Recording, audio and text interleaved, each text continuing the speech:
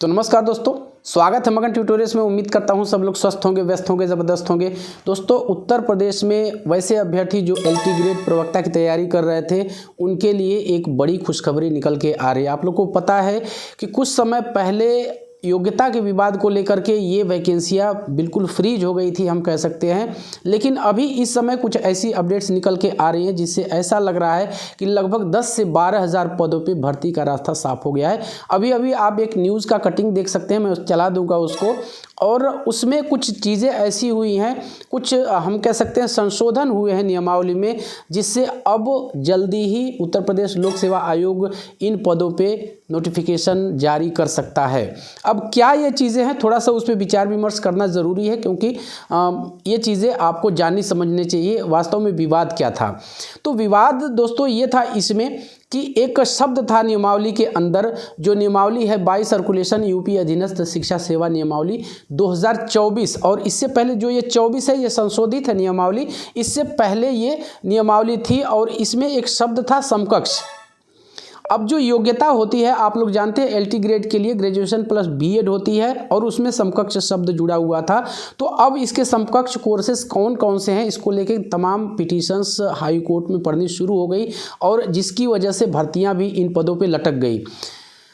इसी के अनुसार इसी के तहत आप ये भी समझ लीजिए कि जो प्रवक्ता पद के लिए एलिजिबिलिटी होती है वो उसमें भी BEd होता है, और प्लस समकक्ष उसमें जब जोड़ दिया था, तो यही जो समकक्ष शब्द है ये विवाद का कारण बना, और इसकी वजह से तमाम याचिकाएं माननीय हाई कोर्ट इलाहाबाद में पढ़नी शुरू हो गई, जिसकी वजह से ये भर्ती प्रक्रिया लटक गई। लेकिन अभी खबरें निकल के आ रही हैं, और ये पुख्ता खबरें हैं कि उत्तर प्रदेश कैबिनेट ने एक संशोधन नियमावली को मंजूरी दी है, और उसको मैंने आपको पहले ही बताया कि इसका नाम है बाई सर्कुलेशन यूपी अधीनस्थ शिक्षा सेवा नियमावली 2024। तो इसमें जो है, इसमें संशोधन को मंजूरी दे दी है। और सीधे मैं आपको इसमें बता दूं तो जो समकक्ष है, योग्यता के अंतर जो समकक्ष शब्द का प्रयोग किया गया था, उसको अब इससे हटा दिया गया है। तो इसके मायने क्या है? इसके मायने सीधे से आप निकाल सकते हैं कि जो जिन्होंने NCT से मान्यता प्राप्त किसी संस्थान से BEd की डिग्री ली है और साथ साथ वो ग्रेजुएट है, तो LT ग्रेड के लिए वो अप्लाई कर सकते हैं। और उसी के साथ साथ यदि वो पोस्ट ग्रेजुएट हैं, PG हैं प्लस BEd हैं, तो वो प्रवक्ता पद के लिए एलिजिबल होंगे।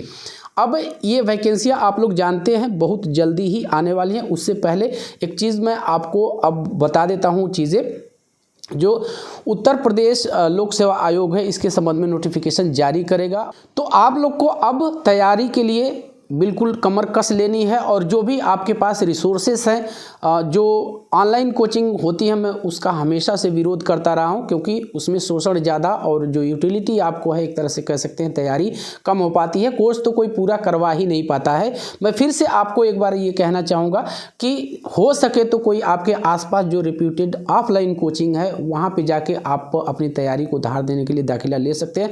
हालाँकि मैं आपको अभी बता दूँ कि हाल फिलहाल महीने 2 महीने के अंदर इसकी नोटिफिकेशन, इसका विज्ञापन नहीं आने जा रहा है, लेकिन पद हम कह सकते हैं काफ़ी अधिक पद है। 10,000 पद, 10,000 से अधिक पद हो जाएंगे। और जहाँ तक है कि मार्च के बाद ही इसका नोटिफिकेशन आपको देखने के लिए मिलेगा। तो मार्च में भी रिटायरमेंट होते हैं, तो उस हिसाब से कुछ पद और इसमें ऐड होंगे ही, यानी अच्छे खासे पदों पे ये वैकेंसीज होने वाली हैं LT ग्रेड प्लस प्रवक्ता की।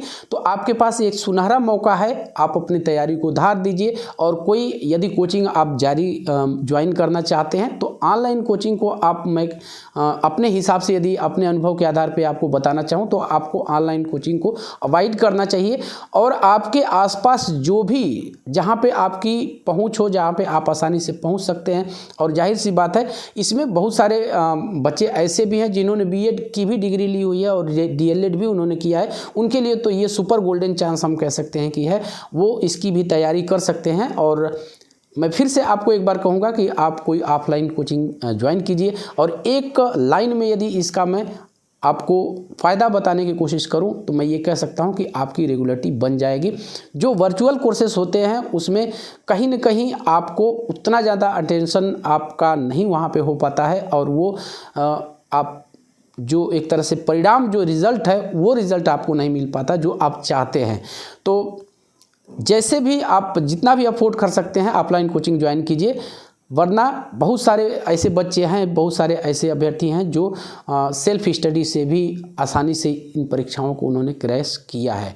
तो बस दोस्तों यही था आज की इस वीडियो में। उम्मीद करते हैं कि आपको वीडियो पसंद आई होगी। और चलते चलते वही रिक्वेस्ट दोस्तों, कृपया इस चैनल को लाइक शेयर और सब्सक्राइब जरूर कीजिए। तो जब आप ऐसा करते हैं तो हमें मोटिवेशन ज़रूर मिलता है। मिलते हैं अगली वीडियो में, तब तक के लिए नमस्कार।